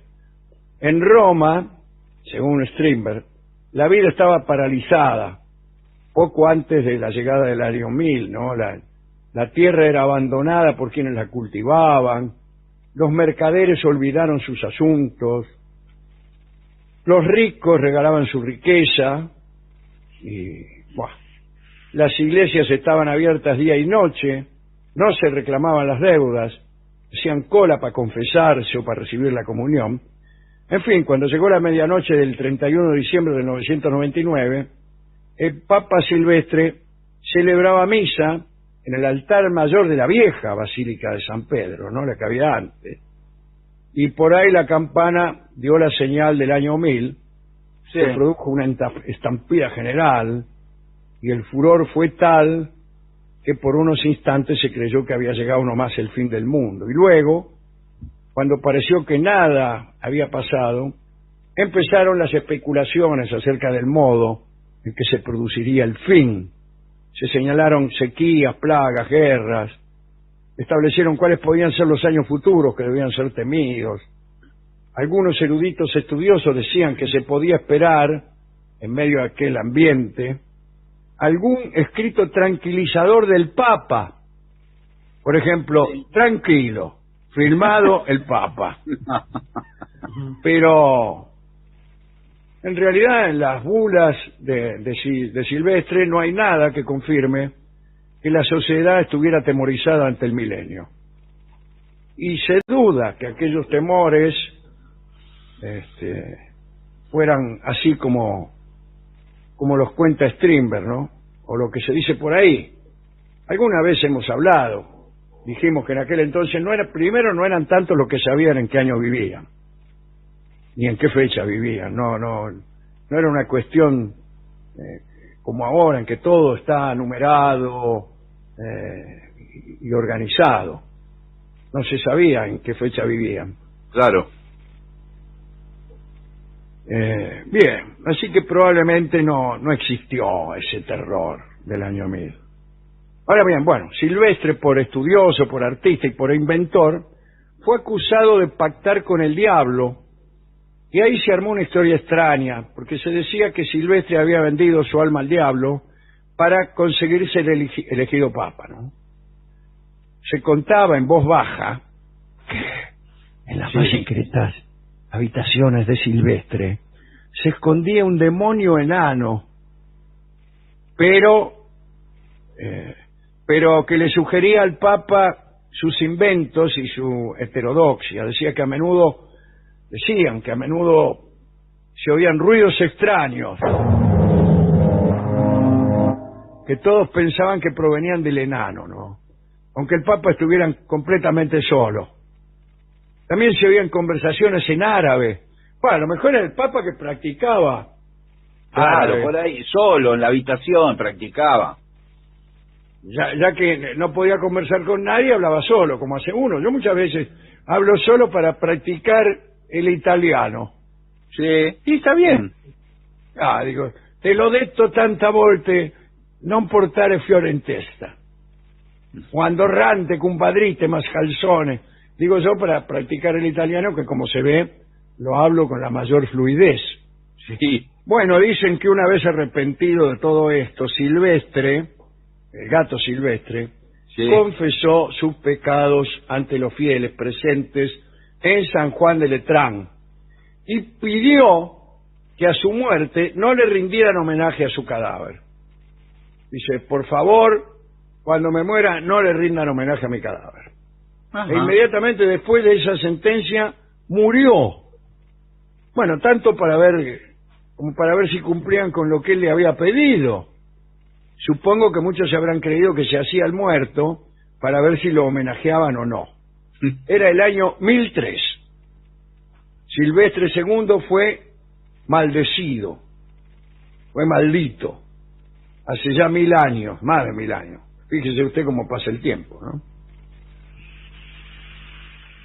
Toda la población maldijo a Silvestre y durante años fue tachado de la lista de papas que habían reinado, hasta que un día se olvidaron de tacharlo. Pero la historia de Silvestre II no terminó con su muerte. Sepultado en San Juan de Letrán, ahí mismo donde murió, empezaron a decir que los huesos del esqueleto crujían. Bueno, suelen crujir los huesos de los esqueletos. Sí. Pero de los esqueletos de los vivos. Claro, Pero parece que esos crujidos eran más fuertes en ocasión de la muerte de un papa. ¡Qué miedo! Quiere decir que los huesos de Silvestre crujían cuando había un papa que se estaba por morir. No un papa, el papa. Siempre son por turno, no hay varios papas. Ahora sí, hay dos. Ahora hay dos. Sí. Bueno, en 1648, en una de las remodelaciones de la Basílica de San Pedro, abrieron la tumba de Silvestre y encontraron el cadáver incorrupto. Pero cuando quisieron moverlo se deshizo en un montón de cenizas, como se cuenta de tanta gente. Eso no supuso el fin de las manifestaciones. A fines del siglo XIX, quizá por ser tiempos más escépticos, se decía que la lápida exudaba y emitía extraños gemidos. Uy. Y esto pasaba también cuando la silla de San Pedro estaba a punto de quedar vacante, es decir, cuando estaba a punto de morir un papa. Sí. Ya convertidos en ceniza los huesos silvestres, claro, no crujían, pero cada vez que había que hacer algún lío, hacía sudar la lápida y se oían gemidos. Me anda sudando la lápida. Bueno, después ya en el siglo XX ni crujió el esqueleto, ni sudó la lápida, ni gimió nadie. Como se sabe, estos son tiempos de tan poca fe que, aunque hubiera sudado la lápida, nos hubiéramos negado a percibirlo. Bueno, alguien decía que no es que no ocurrían milagros, es que la gente no podía percibirlos, ¿no? Muy sencillo ese procedimiento de ideas. Bueno, ¿a quién dedicar esto? Realmente no sé, ¿no? Ya sé, a la hija de Ibn al-Hasidi, aquella chica cuyo nombre no nos llegó, a la que Gerberto, llamado después Silvestre, quiso seducir, pero no por amor, sino para enterarse de un secreto algebraico que guardaba el viejo. Es raro esto, seducir a una chica, la hija de un árabe, para enterarse de un secreto algebraico guardado por el papá. A mí no me sucedió nunca eso. Siempre me interesaron más las chicas que los secretos algebraicos de sus padres, por más árabes que fueran. Pero es una buena excusa, ¿eh? Sí. Puede dedicarle también al demonio enano, ese que andaba al demonio ahí. enano, pero que le susurraba cosas, sí. Es muy buena excusa esto de del secreto, cuando uno está en plena acción y lo agarra el viejo de la mena.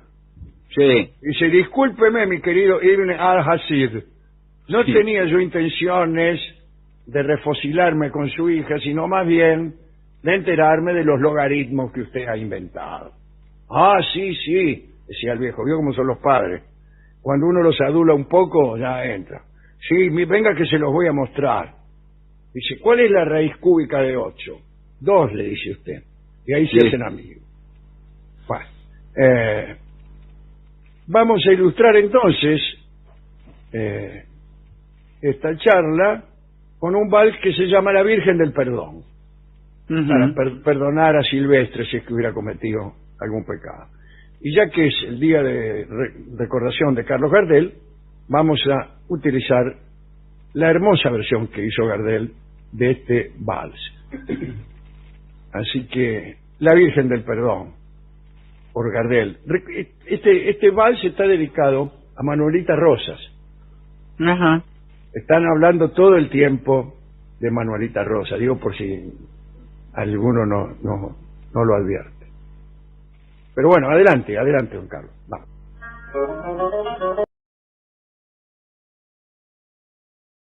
Vamos, La venganza será terrible. En esta versión de grabación remota estamos cada uno en su casa, aquí firmes mientras dure el aislamiento obligatorio. Hablaremos hoy de Miguel Ángel y del Papa Julio II, ¿no? Julio gobernó el Vaticano entre 1503 y 1513. Fue casi el sucesor de Alejandro IV, el Papa Borgia, ¿no?, que murió en 1503.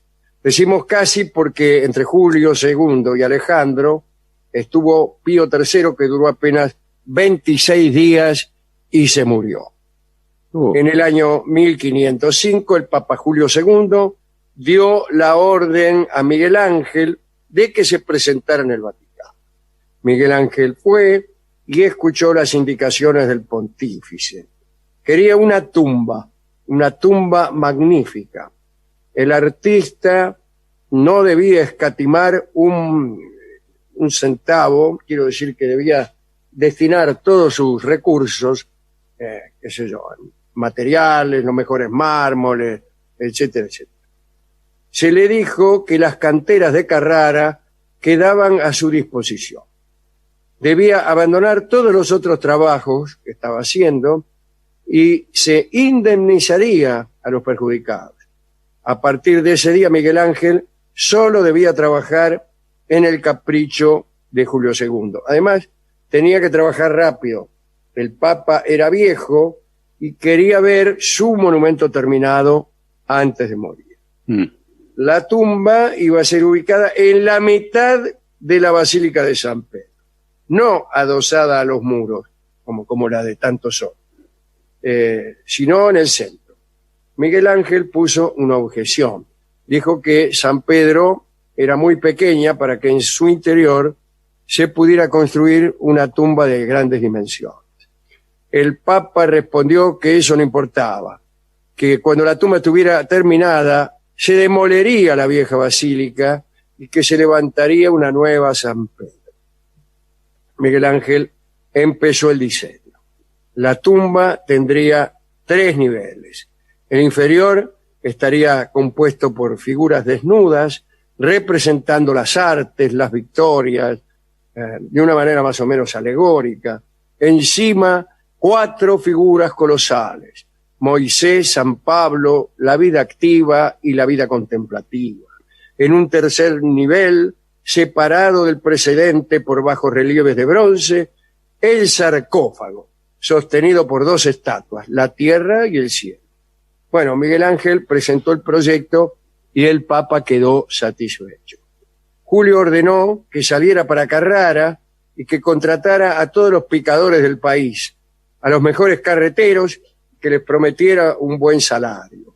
Miguel Ángel pasó 8 meses en Carrara y durante ese lapso hizo de todo, principalmente observar la montaña para descubrir los lugares en los que el mármol no tuviera fisura. Luego tenía que retirar bloques enormes, hacerlos descender al valle y conducirlos después al puerto. Durante ese tiempo no abandonó la cantera, pero ni un solo día, ahí andaba, vigilando el descenso de los materiales. Porque, por ejemplo, un bloque quebrado se te rajaba o se te rompía, discúlpeme la terminología, y significaba una gran pérdida. Bueno, después de este tiempo, Miguel Ángel marchó a Roma y fue a ver al Papa. Le dijo que los mármoles estaban listos, pero el Papa respondió así como distraído. Miguel Ángel quedó preocupado por esa súbita indiferencia y poco después se enteró de lo que había pasado. Mientras Miguel Ángel estaba en Carrara, un grupo de escultores, los amigos del Bramante, le insinuaron al Papa que era imprudente encargar una tumba en vida. Según la opinión general, nada era más peligroso, puesto que un encargo de esas características traía mala suerte. El Papa escuchó estas advertencias y naturalmente las creyó. De golpe, a Miguel Ángel, que tenía libre acceso al Papa, se le negó la entrada a sus aposentos y se terminaron las entregas de dinero. Miguel Ángel temblaba ante la idea de que Julio hubiera renunciado al proyecto y, bueno, puesto que no lo atendía, decidió ir a hablarle él durante las audiencias públicas que hacía todos los sábados a la hora del almuerzo el Papa Julio. Recibía a los solicitantes mientras morfaba. ¿Ah, sí? El tipo morfaba y bueno.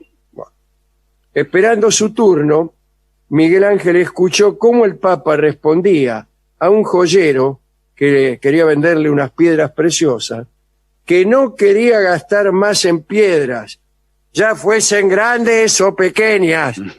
Levantó la voz el Papa para que el otro lo escuchara. Bueno, cualquier cortesano se hubiera retirado discretamente, pero Miguel Ángel esperó.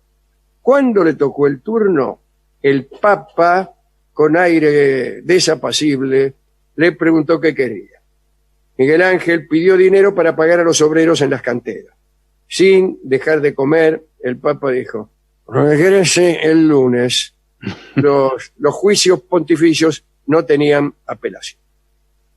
Miguel Ángel volvió el lunes indicado, pero no fue recibido. Insistió toda la semana hasta que el viernes fue detenido por la guardia. Un cardenal que pasaba por ahí hizo notar a los guardias que se trataba del gran Miguel Ángel, pero el oficial le respondió que precisamente es a él a quien tengo que prohibir la entrada. Bueno, ofendido, Miguel Ángel le dijo a este oficial que le comunicara al Papa que si algún día tenía necesidad de él, que lo fuera a buscar. Era peligroso enviar un mensaje así, pero a Miguel Ángel no le importó. En cuanto llegó a su casa, tomó uno de sus caballos y se rajó al galope en dirección a Florencia. Casi al llegar, lo alcanzaron unos mensajeros. Le llevaba una carta del Papa en la que se le ordenaba al fugitivo regresar inmediatamente, so pena de graves consecuencias. Y Miguel Ángel dijo que jamás regresaría a Roma. Los mensajeros insinuaron que les habían ordenado emplear la fuerza si la persuasión no era suficiente, ¿no? Y Miguel Ángel se rió y recordó a los jinetes que ya estaba en territorio florentino. En aquel momento, y tal como hasta mucho después, Italia estaba dividida en distintos pequeños estados, ¿no? Que Milán, cada uno gobernado por familias muy poderosas. Así, en Florencia estaban los Medici, los Sforza, en Milán, en Roma estaba el Papa, desde luego. Y después en Nápoles estaban los españoles, y estaban en Ferrara, estaban los d'Este, y en Mantua los Gonzaga. Mire usted. Y entonces, recién, esto siguió así, hasta los Italiani Uniti, que no se hicieron realidad hasta la aparición de Garibaldi ya en el siglo XIX, ¿no? Entonces, claro, Miguel Ángel le dijo, estoy en territorio florentino y soy ciudadano de Florencia, había nacido en Florencia. Solo tengo que decir una palabra y toda la población se levantaría para defender. Entonces, resignados, los mensajeros regresaron a Roma. En Florencia empezaron a llegar correos portadores de misivas papales que contenían amenazas, qué sé yo, ya vas a ver. Bien. Julio II se había dado cuenta del error cometido y quería recuperar a su escultor, pero Miguel Ángel se negaba a regresar y respondió que esperaba un arrepentimiento del Papa para volver. Nunca se había visto nada semejante, ¿no? Una inversión de poderes. Un ciudadano común le pedía al Papa que se arrepintiera. Julio II dirigió cartas no a Miguel Ángel, sino a la autoridad florentina, que por entonces era Piero Soderini. Ahora, en la disputa entraban los estados. Julio pidió que se apoderaran de Miguel Ángel y lo condujesen hasta su presencia. Aceptar la entrega de un ciudadano florentino al Papa implicaba someterse al arbitrio de una potencia extranjera, cosa que los ciudadanos no podrían admitir. La primera respuesta de Florencia fue una negativa. A Julio II le importaban poco las sutilezas del derecho y dio a entender que si Florencia no entregaba a Miguel Ángel, la ciudad tendría que asumir las responsabilidades de este acto. El Papa amenazó con poner en entredicho a la ciudad, es decir, quitar de allí las potestades religiosas. Era el paso previo a la excomunión de tutti quanti. Soderini, asustado, le pidió a Miguel Ángel que regresara al encuentro del Papa, pero lo hizo de un modo inteligente. Lo hizo marchar no como un ciudadano cualquiera, sino como embajador. Le dijo, te nombro embajador de Florencia en Roma. Y entonces eso implicaba que el Papa, no podía maltratar. Claro.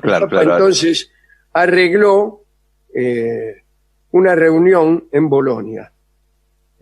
¿Por qué la arregló? Porque estaba él ahí. O sea, Julio II estaba en Bolonia. Entonces se encontró con Miguel Ángel allí. Y el cardenal de Volterra estaba en esa entrevista. Volterra apareció en estos días un par de veces aquí, en estos relatos. Y el cardenal de Volterra asistió a ese encuentro, digamos, para suavizar la cosa. Y empezó. El Papa dijo, no hay que tener en cuenta No lo dijo el Papa, el cardenal de Volterra. Sí. Para empezar, dijo, bueno, no hay que tener en cuenta la conducta de Miguel Ángel. Ya sabemos que los artistas son gente grosera, sin educación, no hay que tomar en consideración sus torpezas. Y estas palabras desencadenaron la ira del Papa.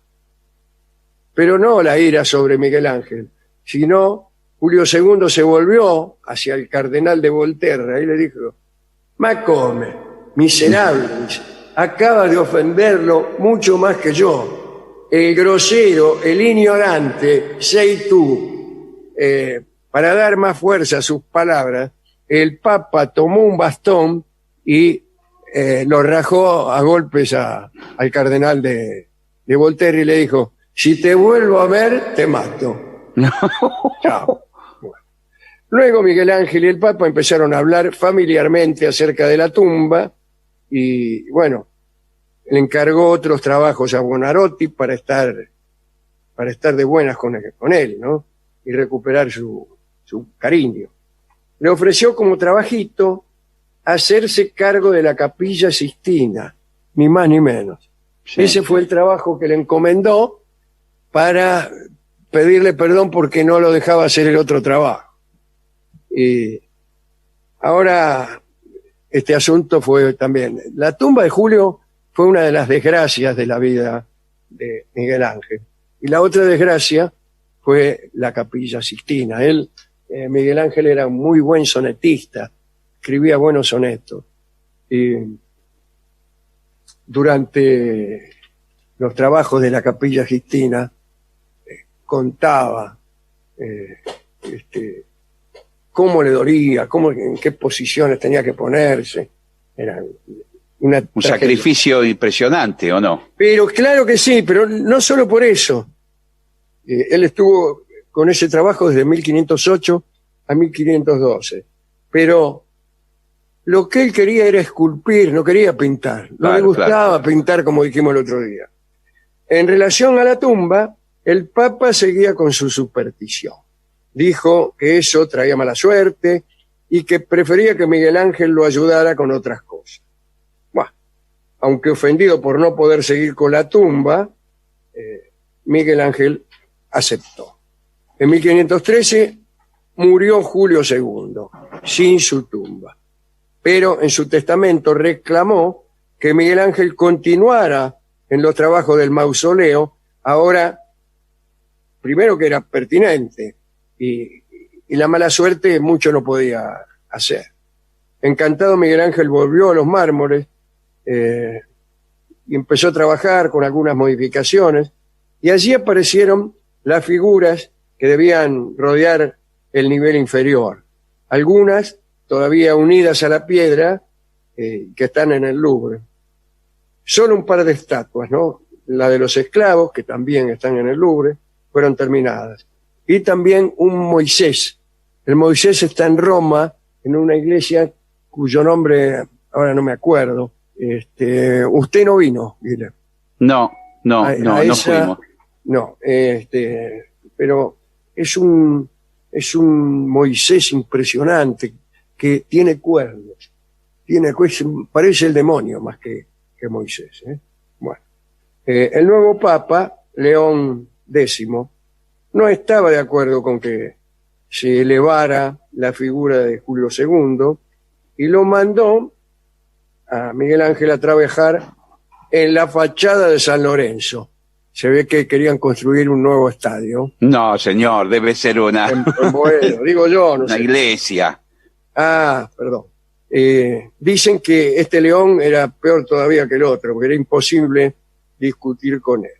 En cuanto alguien abría la boca, le hacía una señal a sus cantores para que cubriesen con sus canciones la voz del interlocutor.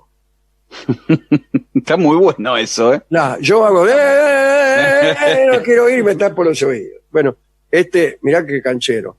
Tenía ahí un coro y los hacía cantar. Luego llegó Clemente VII, que tampoco le permitió trabajar en la tumba. Bueno, no quedó nada del sueño de Julio II y apenas algo de los diseños de Miguel Ángel, que fue el famoso Moisés. Julio fue depositado en una tumba, en una iglesia bella, pero menor, San Pietro in Vincoli. Es esta. Esa es. Sí. Claro, San Pietro in Vincoli. Queda en la avenida que va desde la Embajada Argentina al ¿cómo se llama? Al Coliseo. Sí. Ah, mire usted. Sí, hay una escalera muy grande y alta, y arriba, pero como si fuera 4 pisos de alto, a la izquierda entras en la iglesia, que es extraordinario. Bueno, ¿con qué podemos ilustrar esta charla? Respetando la superstición de Julio II, vamos a escuchar una canción campera, que en realidad es un vals, que se llama Mala Suerte, y que fue compuesta evidentemente pensando en aquella superstición del Papa Julio II. Julio II era de la familia Dalla Rovere, y hay un palazzo en Roma, como quien va para el Vaticano, que se llama Dalla Rovere, o sea, eran tipos de guita de los Dalla Rovere. Era una de las familias que, así como en cada una de las ciudades había una familia poderosa, en Roma había varias. Claro.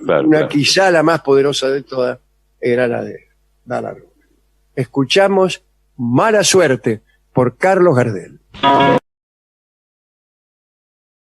Continuamos, La Venganza Será Terrible por las 7:50. Recuerden que nos pueden contactar por redes sociales, nos encuentran como La Venganza Radio, y si no, algo más directo para dejar un mensaje es hacerlo al WhatsApp de La Venganza, que es 6585-5580.